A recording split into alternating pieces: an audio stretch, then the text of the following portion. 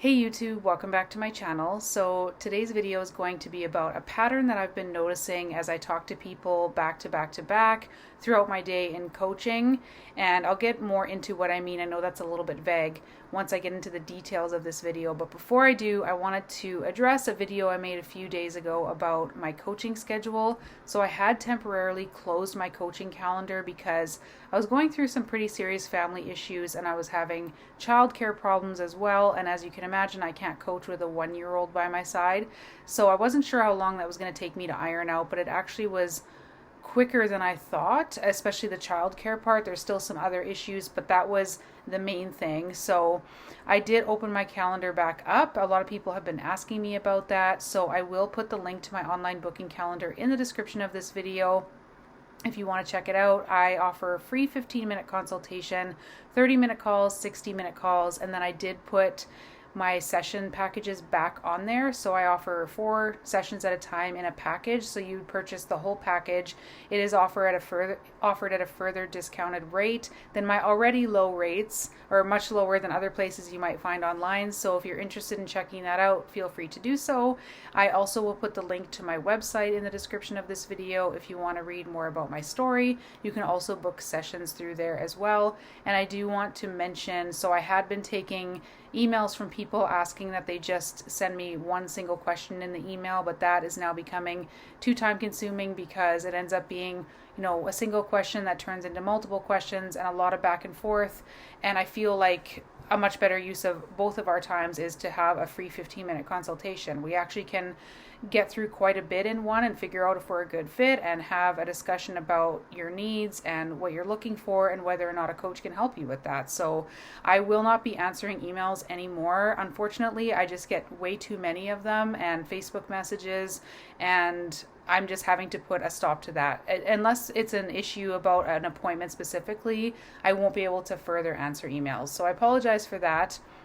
I will try and get better at reading my comments and acknowledging, going on there and liking them or responding to them as much as I can.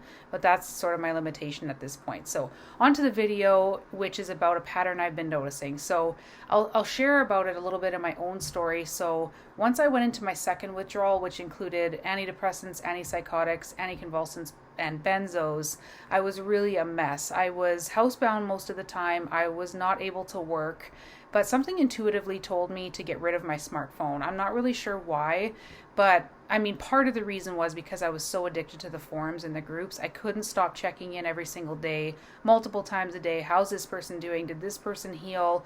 Does anyone have my specific symptom? Yada, yada, yada. I've talked about this in other videos.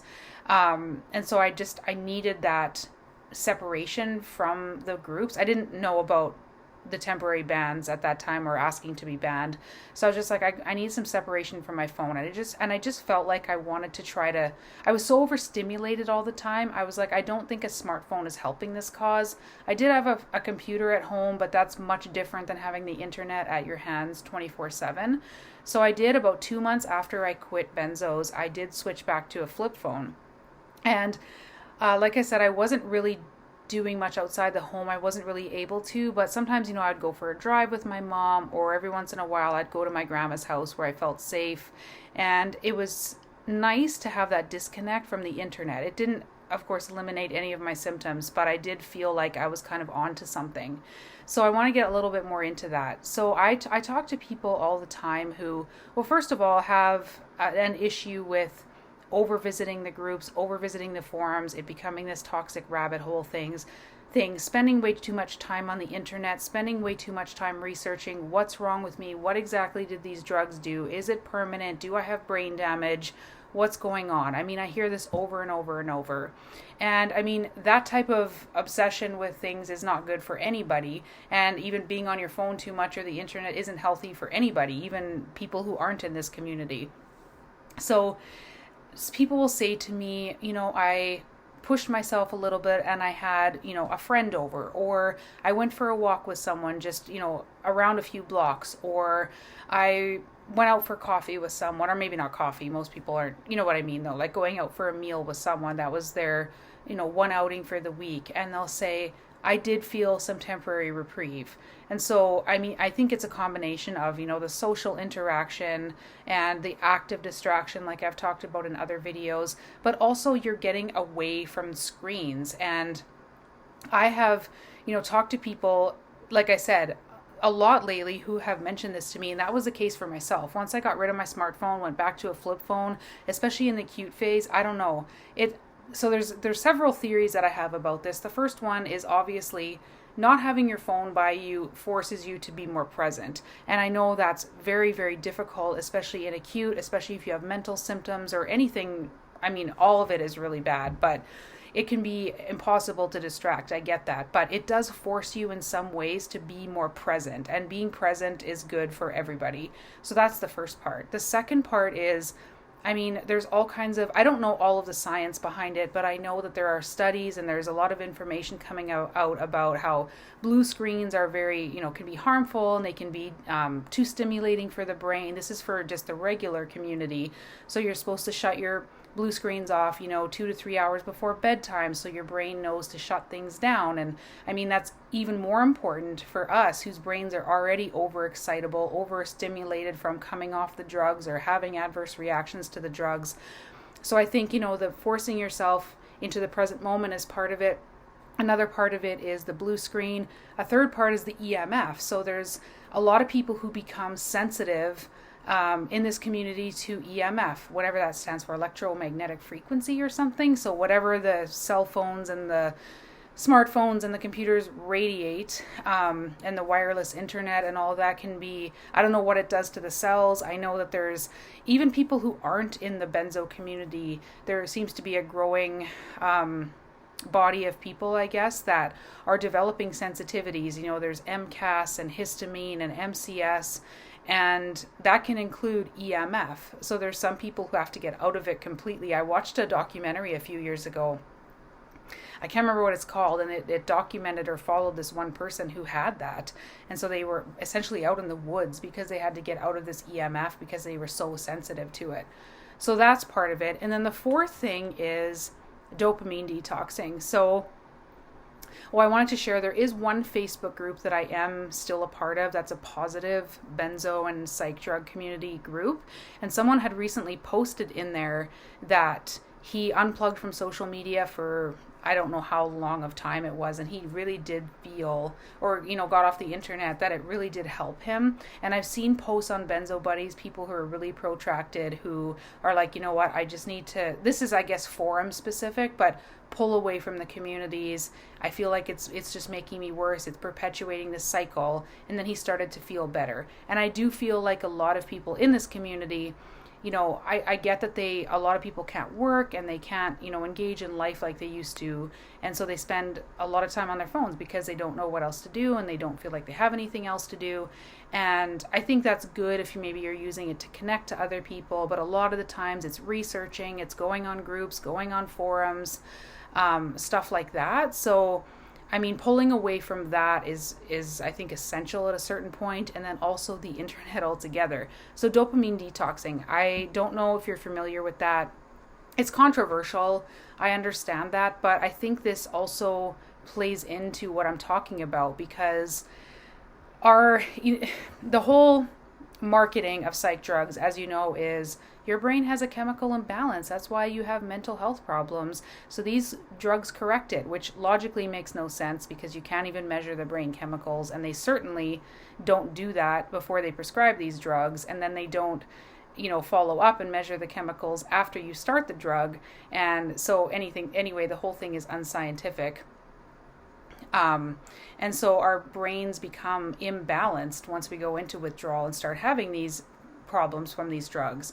And so I'm going to talk about a dopamine detox, because I do feel like anything that we do to, I guess, try to help our bodies into rebalancing the chemicals in our brain and in our nervous system is helpful. So I'm just going to read something that I found on Medical News today that talks about a dopamine detox. So it says, during a dopamine detox And two, I want to say that especially with akathisia, there's a lot of theories about it being a dopamine issue, whether it's excess dopamine or not enough dopamine.